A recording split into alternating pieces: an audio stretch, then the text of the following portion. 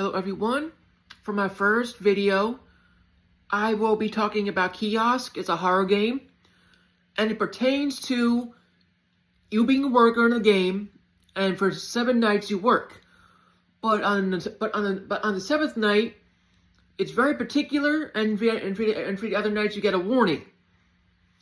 But before I go into the game, first and foremost, I want to say thank you for everybody for their love and support for this channel. Without all of you, ladies and gentlemen, and will be where I'm at on YouTube, so thank you very much. And just know I'm not feeling too well, but I'm doing this video for all of you, since I haven't posted in a little while, so I'm trying my best here. And as for the game itself, for my thoughts on it before going into it, the whole thing, I thought it was a good game for what it was, but it lacked the horror aspect for me. But I'll go into more details of that in the review portion. Before we go into all of that, though, thank you all again for the love and support. Without all of you, I wouldn't be here, and all of you know the rest. With all that said, let's get on with the show today. As I said during the intro, I know it was a bit long, but it was meant that way for a reason for this one. And, Kiosk, the horror game for me, I played it yesterday. I thought it was a cool game for what it was. As I said in the intro, you are a worker at a place that makes all these type of foods. But there's a killer on the loose, and one of the customers is the killer. I'm not going to say who, because that's the whole pointless thing to say, unless you want to spoil it for somebody. But most of the part of the game is just cooking for people. For example, eggs, sausages, fried stuff, among other things. And you get these phone calls from your inbox every single night. And you get a phone call from the killer with how he feels about you and all that, for killing you for no damn reason. And the game itself was cool. I liked it. And I might be, how to say this correctly, repeating myself a little bit here and there. I apologize for that. But that's just being me, though. And the game for me was cool. And if you're a horror fan that likes the old-fashioned PS1 vibes and looks, this game's for you 110%. Because this game reminded me of that.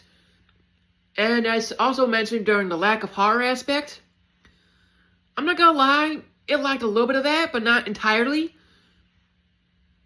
And I want to give the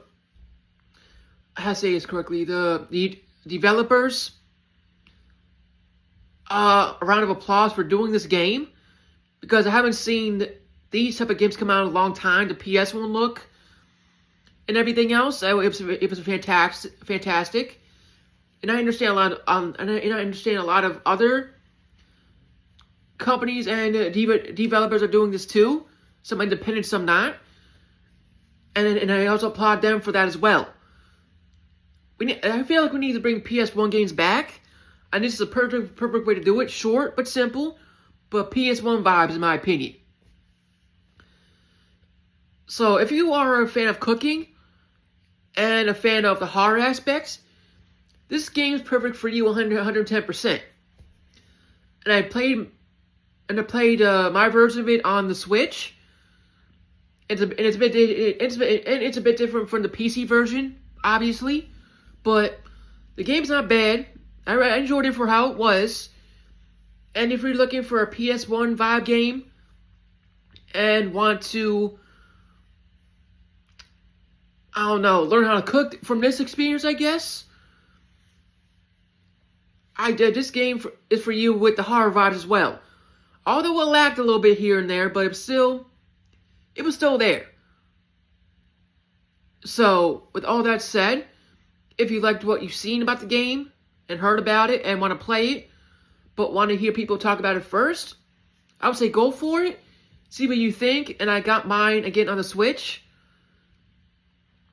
And I believe it was for cheap. I think like $2 or $3 if I'm wrong. So it's nothing too bad about that. A good deal in my opinion. And if you play the game and buy it, and play and see what you think. And this game also reminds me of Five Nights at Freddy's because of the 7 nights. If you ever played that game, then you understand where these 7 nights come from.